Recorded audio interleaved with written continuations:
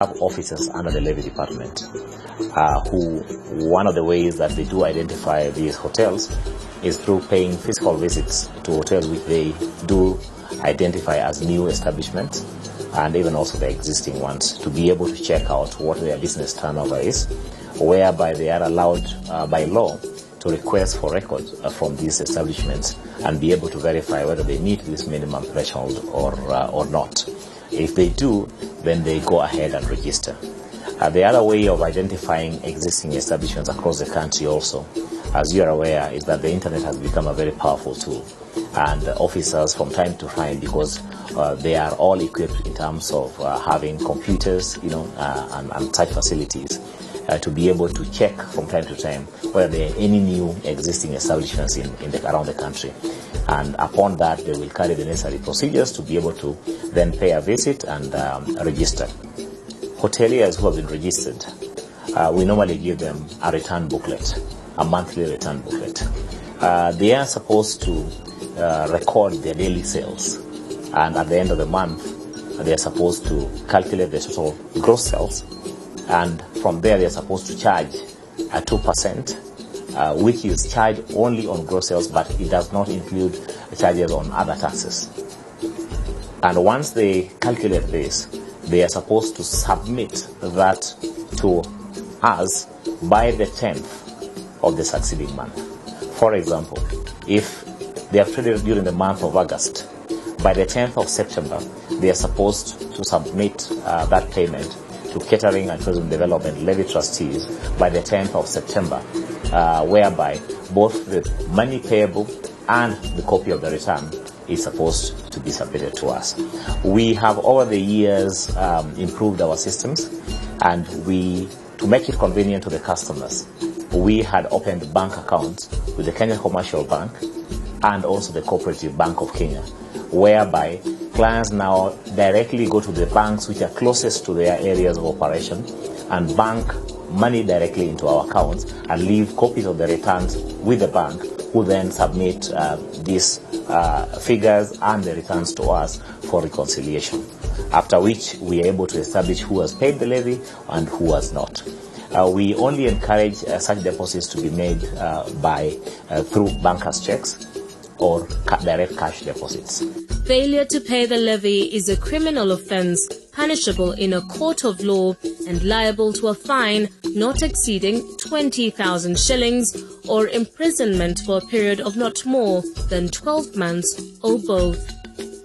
The collected levy funds are disbursed every month to Catering and Tourism Development Levy trustees to establish and develop national standards for testing skills required in the tourism industry and its administration, the Kenya Utalii College for training manpower, and the Kenya Tourist Board for marketing and promoting Kenya as a preferred tourist destination both locally and internationally.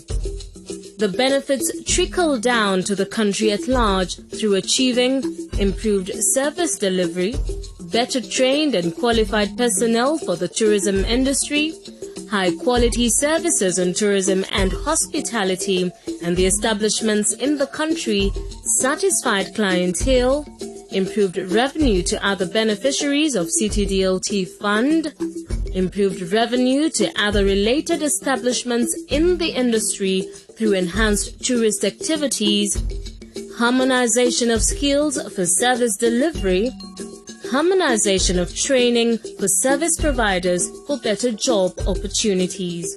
The benefits of paying the 2% training levy is we've been able to train our staff. When we send them to Utalii, we don't pay anything. Because of these 2% we pay to the catering levy trustees.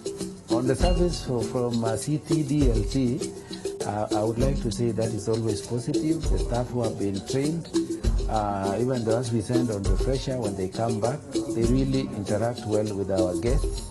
They know how to approach our guests, good service, and even after, when they are looking for guest feedback.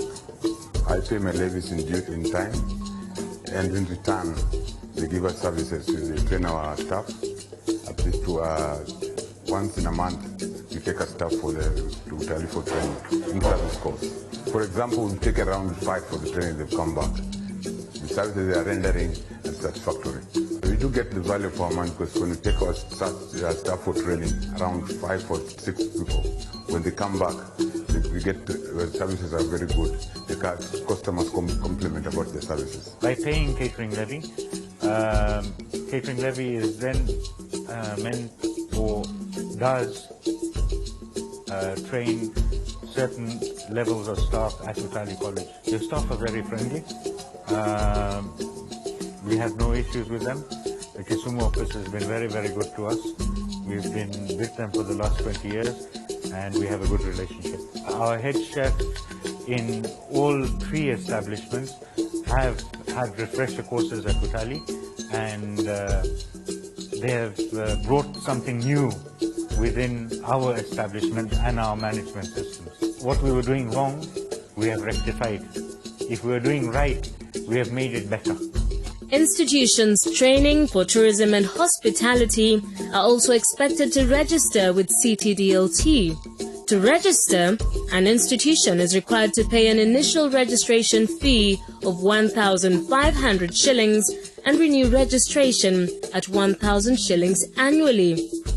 For an institution to be recognized, it must have paid the registration fees in full, provided appropriate documents, for example, curriculum, registration documents approved by the Government of Kenya examining bodies, certificate of registration from relevant bodies, among others, met the minimum benchmark set out by the trustees in terms of infrastructure, location, appropriate facilities, among others. CTDLT undertakes its social corporate responsibility seriously as it aims to help the less fortunate in the society to address some of the social societal ills. So far, it has carried out sensitization programs on alcohol and drug abuse, as well as HIV and AIDS, through sponsoring football tournaments for the youth in the coastal region as well as central regions. Equally, it has sponsored medical camps in the coastal area, as well as construction of additional classes for primary schools. It has not been left behind in supporting golf tourism, which is an upcoming tourism attraction in the country. Ongoing currently is drilling of a borehole in the Masai Mara region, among others. It is evident, therefore, that CTDLT is here for the benefit of the whole country at large. We hope and believe that they will keep up the great work that they have been doing.